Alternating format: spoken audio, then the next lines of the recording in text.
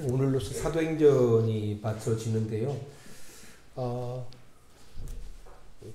그러니까요, 꽤나 한 15개월 만에 이제 사도행전이 끝나는데, 모르겠어요. 성도들에게 얼마나 도움이 됐는지는 제가 모르니까. 이제 봄이 성큼 이제 다가온 것 같습니다. 근데 안타까운 것이 그 작년까지만 해도 이렇게 풍성했던 그 교회 주변의 그 나무들 가운데 이번 겨울을 잘 견디지 못하고 몇 나무들이 죽고 말았습니다. 그 죽은 나무들 대부분들은 이 겨울철에 이 추위에 열악한 나무들이었습니다.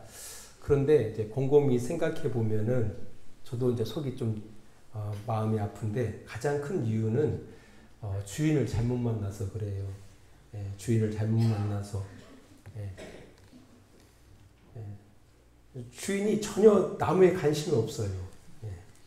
관심이 없기 때문에 알려고 하질 않아요. 나무에 대해서. 그 주인이 바로 저예요. 그러니까 관심이 없으니까 알려고도 하지 않고 게을러요. 그러니까 곰곰이 생각해 보니까 진짜 미안하더라고요. 죽은 나무들한테. 너무 미안했어요.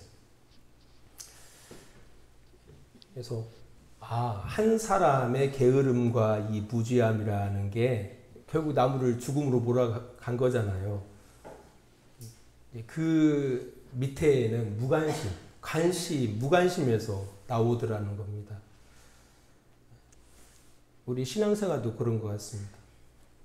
우리 성도님들과 교제하다 보면은 특별히 자녀를 둔 성도님들께서 우리 자녀들이 너무 이제 신앙생활에 대해서 게으르다. 그것 때문에 나올 때마다 전쟁이다라고 하면서 걱정을 많이 하거든요. 그 이유도 거기에 있어요. 아이들은 신앙생활에 별 관심이 없어요. 그럼 목사님 관심이 없으니까 포기하라는 얘기는 아니에요. 그러니까 오히려 아이들이 그 신앙에 대해서 관심을 가질 수 있도록 노력을 해야 돼요. 관심을 가질 수 있도록 노력해야 한다라는 겁니다. 참 중요합니다. 오늘 본문에 기록되어져 있는 그 노마에 사는 그 유대인들, 이 유대인들 같은 경우는 신앙에 매우 관심을 많이 갖고 있었던 사람들입니다. 그들은 수백 년 동안 그 강개국의 그 통치 속에서 억압을 당했던 유대인들로요. 그들은 늘 소망하고 있었거든요. 하나님께서 약속하신 그리스도가 오시면 그 하나님이 통치하시는 나라를 회복하실 것이다. 다윗 시대와 같은 그 나라를 회복하실 것이다라는 그런 소망을 가지고 있었습니다. 이런 소망 가운데 살던 그 노마의 유대인들에게도 이런 소문이 들려진 거예요. 나사렛 예수의 부활을 전하면서 그분이 그리스도다라는 그 바울의 그 소문을 익히 들었던 겁니다. 기회가 있으면 그를 만나서 그가 주장하는 왜 그 나사렛 예수가 그리스도인가, 그를 통해서 정말 하나님 나라가 시작되었는가, 이런 부분들에 대해서 질문도 하고 싶은데 문제는 뭐냐면은 환경적인 그 요인이 녹록지 않았거든요. 왜냐하면 지금이야 버스 타고 수 있고 자가용 타고 가서 만날 수가 있지만 그 2000년 전에 그 교통 상황이 여의치가 않잖아요. 그러니까 환경이 허락하지 않았다라는 겁니다. 근데 이런 상황 가운데 꿈만 같은 일이 벌어진 겁니다. 그것은 바울이 로마에 온 거예요. 들어온 거예요. 그들은 어떻게 해서든지 간에 그를 만나 이야기를 듣고 싶었을 것입니다. 사도행전 28장 23절 말씀입니다. 그들이 날짜를 정하고 그가 유숙하는 집에 많이 오니 바울이 아침부터 저녁까지 강론하여 하나님의 나라를 증언하고 모세의 율법과 선지자의 말을 가지고 예수에 대하여 권하더라. 여기 내용을 바라보니까 누가 날짜를 정해요? 그들이 날짜를 정하는 거예요. 그러니까 바울에게 찾아온 그 많은 유대인들이 날짜를 정해요. 우리 언제 모이자. 그리고 그 유숙하는 집에 누가? 바울이 그 사람들을 찾아간 게 아니라 그 로마에 사는 유대인들이 바울이 유숙하는 집에 찾아와요. 그것도 많이 찾아옵니다. 이같이 그 당시에 로마에 많은 유대인들이 있었겠지만 전혀 하나님의 나라에 대해서 관심 없는 사람들도 있었겠죠. 하지만 의외로 많은 사람들이 하나님 나라에 대해서 관심을 가지고 있었다라는 거예요. 그래서 많은 사람들이 찾아옵니다. 그 찾아온 사람들을 향해서 바울은 아침부터 저녁까지 강론을 해요. 여기서 강론이라는 것은 일방적인 설교를 이야기하는 게 아니에요. 바울은 예수가 그리스도임을 그들에게 전하고요. 그들은 질문하고요. 또 질문에 대해서 바울은 다시금 또 답변하고요. 이런 시간들을 가졌다라는 거예요. 그러니까 아무튼 간에 그들이 관심을 갖고 있기 때문에 주도적으로 바뀌는 겁니다. 주도적으로. 그들이 시간을 정하고요. 그들이 찾아오는 거예요. 우리 주양교도 이런 교회가 됐으면 좋겠습니다. 우리 성도들이 주도적인 성도들이 됐으면 좋겠습니다.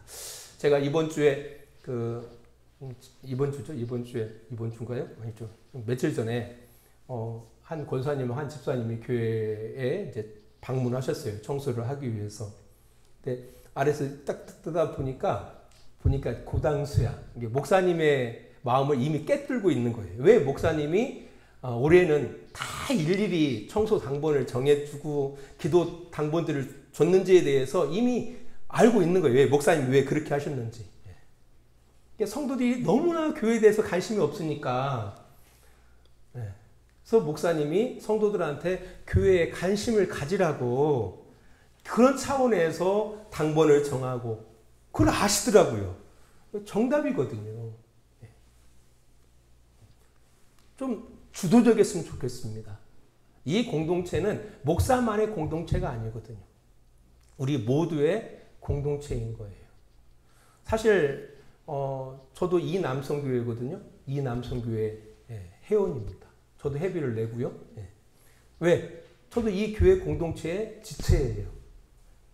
역할적인 차원에서는 담임 목사지만 저도 이 교회의 공동체로 있는 겁니다.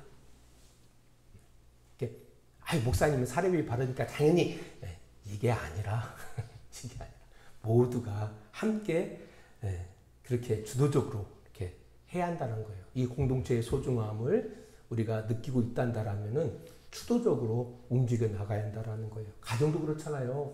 가정 어지른 사람 따로 있고 치는 사람 따로 있잖아요.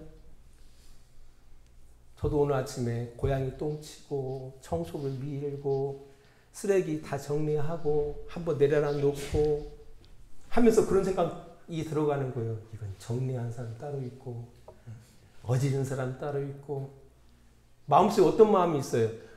좀 도와줬으면 좋겠다. 누가 하나가 조금만 이렇게 관심을 가져주면 좋을 텐데 이런 마음들이 있잖아요. 아니 고양이 똥이라도 쳐주는 사람 있었으면 좋겠다. 좀 주도적으로 관심이 있으면 주도적으로 살아가거든요. 말은 가정을 이야기하면서 정말 가정에 대해서 별로 관심이 없는 것 같아요. 저는 우리 주양교회, 우리는 주양교회 공동체야, 우리 주양교회에 우리는 지체야 라고 생각하시잖아요. 관심을 많이 가져주시기 바랍니다.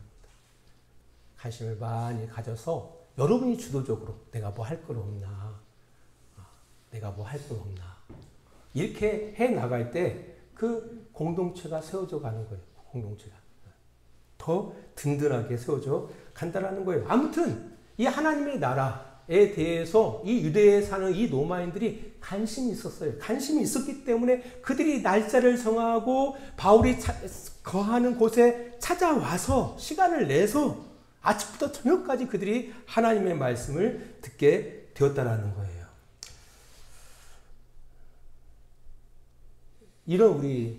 이런 관심들이 우리에게도 있기를 원해요.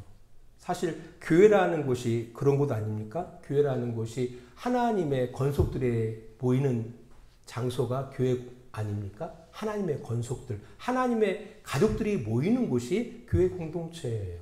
그래서 교회에서 가장 아름다운 호칭이 있잖아요. 목사님? 아니. 장로님? 아니. 권사님? 아니. 뭡니까? 형제, 자매. 세상에서는 가장 낯선 그 호칭이 바로 그거예요. 아니, 같은 부모가 아닌데, 같은 부모를 두고 있지 않는데, 교회에서는 아무튼 자매를 향해서는, 여자를 향해서는 자매님, 남자를 향해서는 형제님. 왜요? 우리는 그리스도 안에서 한 가족이기 때문에 그런 고백을 한다라는 거예요. 세상에서는 안 통하지만 이 교회에서는 꽤 통하는 거예요. 통하는 거예요.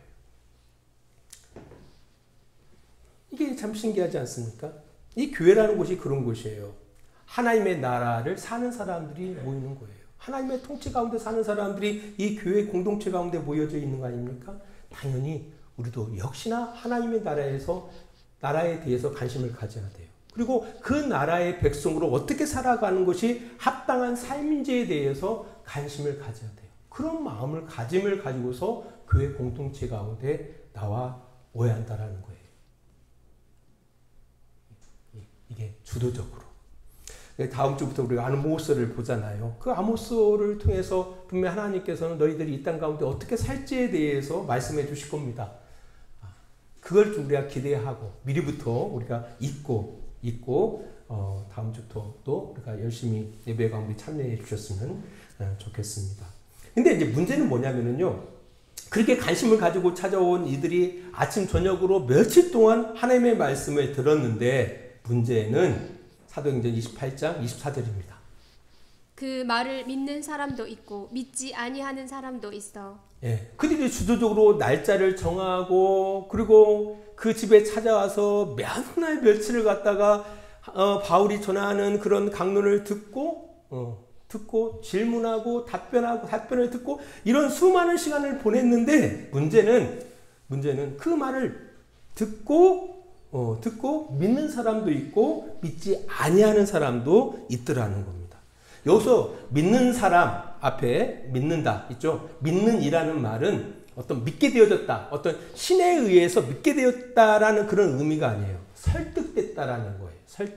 설득된 사람도 있고 뒤에 믿지 아니하는 사람도 생겼다라는 거예요. 여기서 설득되어졌다라는 것은 바울이 나사렛 예수가 그리스도가 맞고 그 그리스도를 통해서 하나님 나라가 이미 시작됐다라는 그 강론에 대해서 그들이 설득됐다라는 거예요. 그래 맞아. 시작됐구나. 그분이 나사렛 예수가 그리스도가 맞구나. 하나님이 그리스도를 이 땅 가운데 보내셨구나라는 것을 그들이 인정했다라는 거예요. 설득됐다라는 거예요. 이게 반면에 뒤에 나오는 믿지 아니한다라는 그 뜻은 이론적으로는 옳은데 맞아. 그러니까 그들이 부인할 수가 없는 거예요. 부인할 수 없는 사실이에요. 부인할 수 없는 사실임에도 불구하고 그들이 거부했다라는 거예요.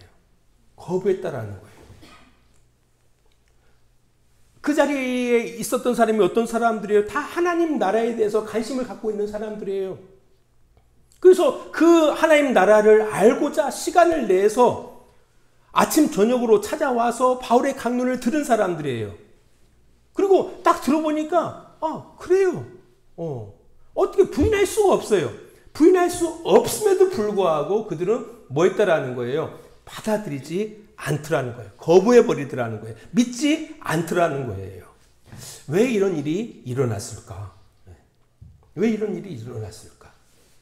어떤 사람들은 듣고 설득되는 사람도 있는가 하면은 분명히 옳은데 거부해버려요.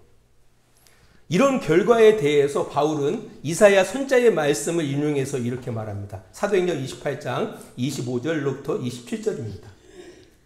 서로 맞지 아니하여 흩어질 때에 바울이 한 말로 이르되 성령이 선지자 이사야를 통하여 너희 조상들에게 말씀하신 것이 옳도다. 일러스되 이 백성에게 가서 말하기를 너희가 듣기는 들어도 도무지 깨닫지 못하며 보기는 보아도 도무지 알지 못하는도다. 이 백성들의 마음이 우둔하여져서 그 귀로는 둔하게 듣고 그 눈은 감았으니 이는 눈으로 보고 귀로 듣고 마음으로 깨달아 돌아오면 내가 고쳐줄까 함이라 하였으니. 예, 바울이 무엇을 말하고자 하는 겁니까? 예수 그리스도를 통해서 시작된 이 하나님 나라의 이 복음이라는 게, 이 복음에 대해서 어떤 사람들이 설득되지만 어떤 사람들은 전혀 설득을 떠나서 아예 거부하더라는 거예요. 이 부분에 대해서 이사야 선지자를 통해서 이야기하는 거예요. 그들이 듣지만, 그들이 보지만 보지를 못해요. 듣지만 듣지를 못하는 거예요. 왜? 하나님이 듣지 못하게 하시니까. 하나님이 그들을 보지 못하게 하시니까. 말이 좀 그렇잖아요. 말이. 그러면은 그들이 설득되지 않은 이유가, 그들이 믿지 않은 이유가 하나님께서 그들로 하여금 믿지 못하게 했기 때문에 그들이 믿지 못하게 된 거 아니냐, 이렇게 생각할 수 있잖아요. 반면에 앞에서 어떤 사람들은 믿어요. 설득됐단 말이에요. 이 설득된 것도 어떻게 보면은 하나님께서 그들에게 되도록 하나님께서 그들은 들어서 깨닫게 하시더라는 거죠. 본 걸 보게 하시더라는 거죠. 이렇게 이야기할 수가 있잖아요. 어떻게 보면은 이 말씀이 참 어려운 말씀이 되어져요.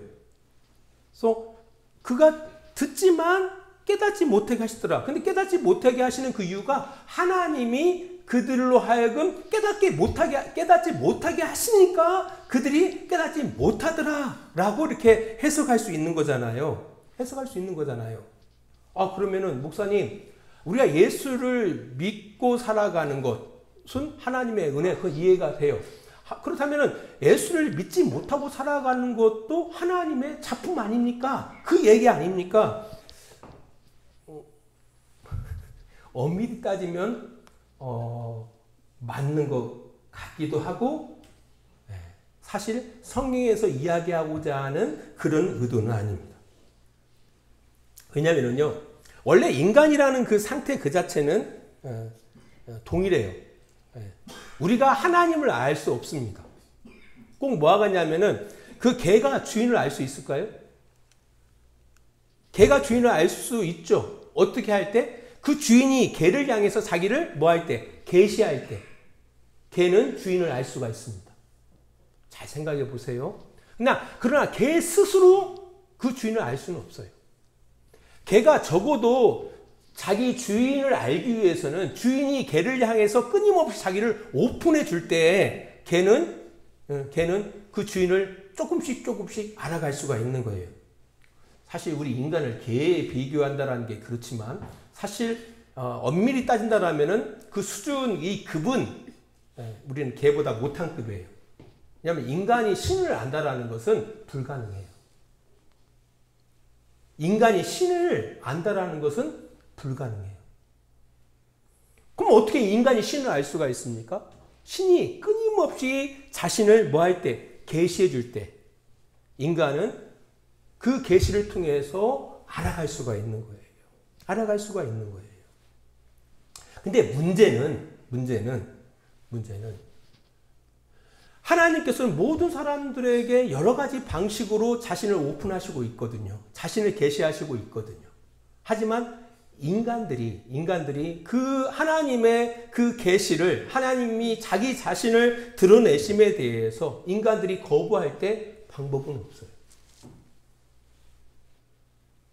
아니, 그렇잖아요. 우리가 자식을 키우다 보면은 어떤 자식들은 정말, 설교 시간에 좀 그런데, 정말 말 안 들어요. 그러니까 그게 옳아요. 예를 들어 청소해라. 청소하는 게 옳죠. 방 정리해라. 그거 옳죠. 당연하지 않습니까? 자기가 어지른 거, 자기가 치는 게 옳은 거 아닙니까? 그런 겁니까? 자기가 입었다 벗은 옷 당연히 거는 거, 그거 당연한 거예요. 근데 안 겁니다. 그런데 안 칩니다. 그게 옳은데 아이들이 안 해. 옳은데 안 해. 계속 하다 보면 어떻게 될까요? 계속 그렇게 안 해. 어떻게 될까요? 나중에 어떤 사람이 될까요? 상상만 해도 끔찍합니다. 상상만 해도 끔찍해요. 나중에는 어떤 일이 벌어지냐면요. 자기의 그 습관이 그 사람을 움직여버립니다. 그러니까 습관이 고착화될 때까지는 가능성이 있어요.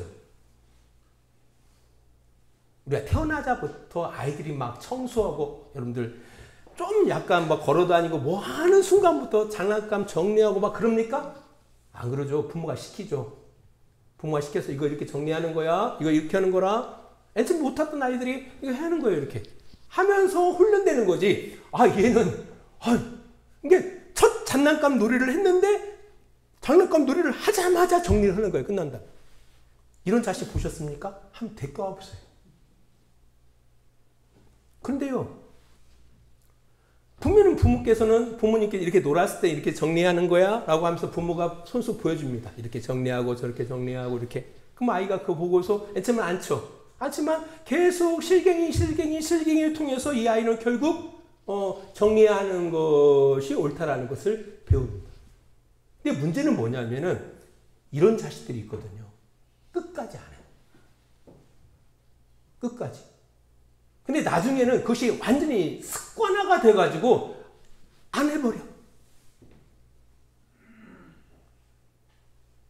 여기서 눈이 봐도 보지 못한다, 들어도 듣지 못한다라는 것이 그 의미예요. 습관화가 되어져 버리면은, 고착화가 되어져 버리면은 어떻게 해요? 그가 그 고착되어진 그것이 자기의 삶을 꾸려나간다라는 거예요. 화를 내는 것도 습관이거든요. 모두가 그 상황에서 다 화를 내는 건 아니거든요. 근데 어떤 사람은 그게 습관화되어진 사람은 정말 조금만 탁 하는 순간에 화를 확 내버립니다. 그게 당연해요. 이제 그게 옳은 것이 아닌데 그게 당연한 거예요. 아무리 누가 와서 이거 아니야. 좀만 참아. 그때 심호흡하고 좀 참고 좀 생각해 본 다음에, 아니요, 할 일이 있으면 밖에 나가 있어서 좀 마음을 차분하게 하고 돌아와. 그러면 좀 잠잠해질 거야. 처음 고착화가 되기 이전까지는 어떻게 해요? 그래도 좀 나름대로 가능성이 있어요. 하지만 이미 고착화가 되어지면은 아예 듣지 않습니다. 아예 듣지 않습니다. 바로 이런 상황을 이야기하는 거예요. 아무리 하나님의 나라에 대해서 이야기하고 그들을 향해서 그들이 부인할 수 없는 그런 부분들에 대해서 그들에게 제시하더라도 그들은 믿지를 못해요. 봐도 보지를 못하는 거예요. 들어도 듣지를 못하는 거예요. 이런 상황을 이야기하고 있다는 겁니다. 이것을 성경에서는 그렇게 이야기하고 있는 거예요. 그렇게. 그러니까 하나님께서 이스라엘 백성들을 향해서 끊임없이 하나님께서는 그들의 인생 가운데 간섭하셨어요. 간섭하신 거예요. 하지만 그 간섭에 대해서 그들이 계속 마음을 강팍해 한 거예요. 고집스럽게 불순종했던 겁니다. 이것이 완전히 고착화된 가운데 거부해버렸던 거예요. 거부해버렸던 거예요. 그래서 믿지 아니하니라는 단어가 들어가는 거예요. 그 앞에는 설득되었다라고 이야기하고 있거든요. 설득되었다. 정상적으로 보니까 맞아. 하지만 그쪽은 아예 그 안에 이미 고착되어져 버린 거예요. 그래서 듣지 못하는 거예요. 듣지 못하는 거예요. 그것을 이야기하고 있다라는 겁니다. 그래서 바울은 그 이야기를 하죠. 너희들이 이 구원이 너희들이 이렇게 거부하기 때문에 결국 이 복음이 이방인들에게로 보내어진다라고 이야기하면서 이 사도행전이 마무리 되어지는데요. 이걸 곰곰이 생각해 볼 필요가 있는 거예요. 이 부분이. 어떤 차원에서 바라보면 하나님 나라의 복음이 전달되어지는 것은 하나님의 강권적인 은혜가 있는 거죠. 왜냐하면 그 설득된 사람들도 역시나 마찬가지예요. 하나님의 간섭 속에 있는 사람들이고요. 설득되지 않는 사람들도 마찬가지예요. 하나님의 강권적인 그런 그 하나님의 그 간섭이 있었음에도 불구하고 계속 그들이 뭐함으로 계속 거부함으로 이제 아예 보지 못하는 거예요. 그 기능을 잃어버린 거죠. 그랬다잖아요. 어떤 사람이 두 눈이 멀쩡한 사람이 나이가 들어갈수록 그 시력이 떨어지는 거예요. 나이가 들어갈수록. 그래서 그가 깨를 생각한 거예요. 그러면은 한쪽 눈은 이렇게 계속 보고 한쪽 눈을 갖다가 좀 가렸다가 나중에 한쪽 눈의 시력이 이제 잃어버려지면은 한쪽 눈을 갖다가 해서 살아가면 괜찮겠다 생각하고 한쪽 눈을 가렸대요. 한쪽 눈만 뜨고 사는 거야. 그러니 정말 나이가 들어가니까 뭐 노안도 생기고 그래가지고 한쪽 눈이 이제 안 보이더라는 거예요. 그래서 이제 한쪽 눈이 시력이 다 했으니까 한쪽 눈을 떠서 이제 이쪽 눈을 보야지 하고 한쪽 눈을 딱 떴더니 어떻게 볼 수가 없더래요. 볼 수가 없더래요.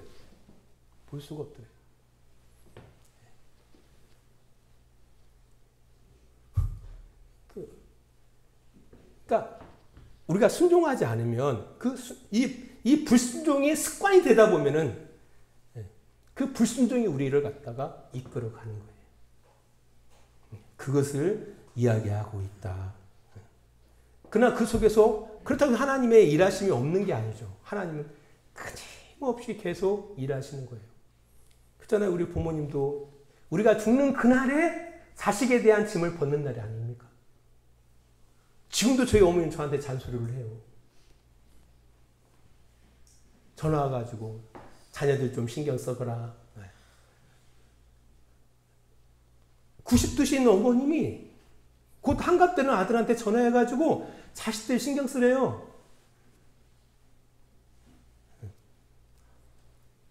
우리가 눈 감는 날이 뭐 하는 날이에요? 자식으로부터 짐 벗는 날이거든요. 하나님께서 뭐 누구를 하나님께서 믿지 못하게 하시니까 이런 개념으로 이걸 바라봐서는 안 돼요. 하나님은 끊임없이 이스라엘 백성들을 향해서 그가 하나님 나라 백성으로 올바르게 살아가기를 원하셨던 거예요. 근데 해도 그 역할을 감당하지 못하니까 그 역할을 누구에게? 이방인들에게 주시는 거예요. 이렇게 하면서 이제 복음이 예루살렘에서 시작되어진 복음이 온 유대와 사마리아와 그다음에 땅 끝까지 이게 확장되더라라는 그 이야기를 바울이 전하면서 이 사도행전이 마무리되고 있다라는 겁니다. 말씀의 기록을 맺습니다. 근데 신기하게도 바울은 로마를 중심으로 해서 스페인에 복음을 증거하기를 원했거든요. 근데 바울이 스페인을 갔을까요? 못 갔을까요? 가지 못합니다. 가지 못하고 로마에서 순교를 당합니다. 그 땅끝을 향해서 가지를 못해요. 그래서 이 사도행전 마무리를 바라보면은 이상하게 마무리돼요. 뭔가 끝이 아니다라는 어떤 그런 뉘앙스를 주고 있어요. 왜 그럴까요? 끝은 그 당시의 교회들에게 주시는 사명으로 남겨두고 있다는 거예요. 그 사명을 동일하게 이 땅 가운데 존재하고 있는 우리가 감당해야 할 또 사명이기도 합니다. 그 끝을 우리가 기록해 나가야 돼요. 또 우리도 끝은 아니겠죠. 사실 우리 주양교회도 그 사도행전의 마지막 사도행전이 28장으로 끝나는데 28장에 아직 마무리되어지지 아니하는 그 글을 좀 이어갈 수 있는 우리 교회가 되어지기를 소망합니다. 기도하겠습니다. 하나님 아버지 감사합니다. 주님은 끊임없이 간섭하시고 우리로 하여금 올바른 길로 올바른 하나님의 백성으로 살아가기를 원하시고 계십니다. 이 깊으신 은혜가 있었기에 많은 이 일을 위한 핏부림이 있었고 헌신들이 있었습니다. 하나님 우리가 사도행전을 마무리하면서 사도행전 28장에 그 완성되어지지 아니하는 그 글을 조금이라도 우리가 이어갈 수 있는 우리 주양교회가 되어지기를 원하고 우리 성도들이 되어지기를 원합니다. 이제는 우리를 사랑하시는 우리 아버지 하나님의 그 크신 사랑하심과 예수 그리스도의 십자가의 은혜하심과 성령의 감화와 감동과 지키시고 인도하심이 오늘도 시간을 구별하여 주님 앞에 예배하며 주의 뜻 가운데 살아가기를 원하는 귀한 성도들의 머리 위에와 그들의 가정과 직장과 사업장 위에 하나님의 은혜와 사랑이 늘 함께 해주시기를 간절히 축원하옵나이다. 아멘.